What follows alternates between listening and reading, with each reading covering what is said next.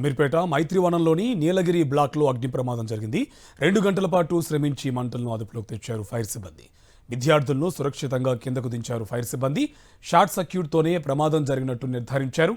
ఎవరికీ ఎలాంటి ప్రాణ నష్టం జరగకపోవడంతో అంతా ఊపిరి పీల్చుకున్నారు.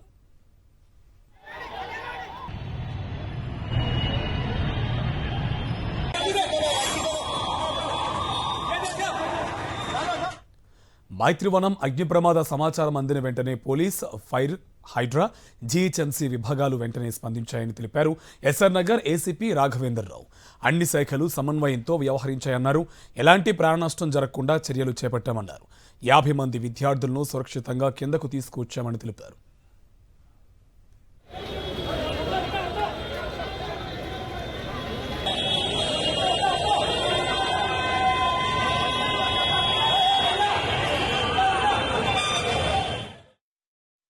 అగ్ని ప్రమాద ఘటనపై ఎస్ఆర్ నగర్ ఏసీపీ రాఘవేంద్రరావుతో మా correspondent Ravichandra face to face. అమీర్పేటలోని నీలగిరి భవనంలో అగ్ని ప్రమాదం జరిగింది. అయితే కంప్యూటర్ కోర్సు నేర్చుకుంటున్న విద్యార్థులకు ఒక్కసారిగా పొగలు రావడంతో ఆ బ్లాక్లోకి పొగలు వ్యాపించడంతో ప్యానిక్ గురయ్యారు. వాళ్ళందరినీ అగ్నిమాపక సిబ్బంది బయటకు తీసుకొచ్చారు. పోలీసులు కూడా ఇక్కడ ఎప్పటికప్పుడు జాగ్రత్తలు తీసుకున్నారని చెప్పుకోవచ్చు. మన దగ్గర ఎస్ఆర్ నగర్ ఏసీపీ రాఘవేంద్రరావు సార్ ఉన్నారు. అంటే ఏం జరిగింది, అంటే ఎట్లా రక్షించగలిగారు, ఏం జరిగింది సార్ చెప్పండి. ఈ నీలగిరి బ్లాక్ ఆదిత్య బిల్డింగ్ ఇది అమీర్పేట ఏరియాలో. ఈ ఏరియాలో అమీర్పేట మెట్రో కింద పక్కకు ఉంటుంది ఇది. దీంట్లో రకరకాల ల్యాప్టాప్ షాప్స్, కోచింగ్ సెంటర్స్ అన్నీ ఉన్నాయి. ఉదయం 10-10:30 మధ్యలో ఒక ఫైర్ యాక్సిడెంట్ లాగా షార్ట్ సర్క్యూట్ ఫైర్ యాక్సిడెంట్ అయిందని తెలవంగానే ఇమీడియట్గా మా పోలీసు, ఫైరు, హైడ్రా అందరూ కూడా ఇమీడియట్గా రావడం జరిగింది. ఇమీడియట్ కంట్రోల్కి తెలియజేయడంలోనే ఇమీడియట్ రావడం జరిగింది. ఇమీడియట్గా రెవెన్యూ డిపార్ట్మెంట్ కూడా వచ్చారు. అందరూ కూడా ఇమీడియట్ కోఆర్డినేషన్తో ఎలాంటి ఫర్దర్గా మెయిన్ స్విచ్ ఆఫ్ చేసేసి మంటలు ఏదైతే గ్రౌండ్ ఫ్లోర్లో లిఫ్ట్ పక్కన ఉన్న ఎలక్ట్రికల్ బోర్డులో స్టార్ట్ అయింది షార్ట్ సర్క్యూట్. అక్కడ మంటలు వ్యాపించిన ఇమీడియట్గా ఫైర్ వాళ్ళు దాన్ని కంట్రోల్ చేయడం జరిగింది. మెయిన్ బంద్ చేయడం వల్ల షార్ట్ సర్క్యూట్ కూడా ఇక ఫర్దర్గా ఎలక్ట్రిసిటీ కూడా ఏమీ కాలేదు. దట్టమైన పొగలుగా కమ్ముకోవడం జరిగింది మొత్తం ఈ ఏరియాలో కూడా, బయట కూడా. ప్లాస్టిక్ బాగా మంటడం వల్ల ఇమీడియట్గా అందరినీ కూడా 150 మెంబర్స్ ఉంటే కొంతమందిని ఇచ్చిన ద్వారా కొంతమంది బిల్డింగ్లో నుంచి ఇన్స్పెక్టరు, మా సిబ్బంది అందరూ కూడా ఇమీడియట్గా వాళ్ళని కిందకి దింపేశాం. ఎవరికి ఎలాంటి ప్రాణ నష్టం అయితే జరగలేదు.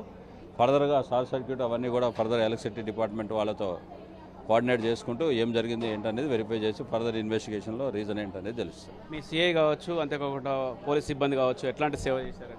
Not only police, all department coordination ఇది.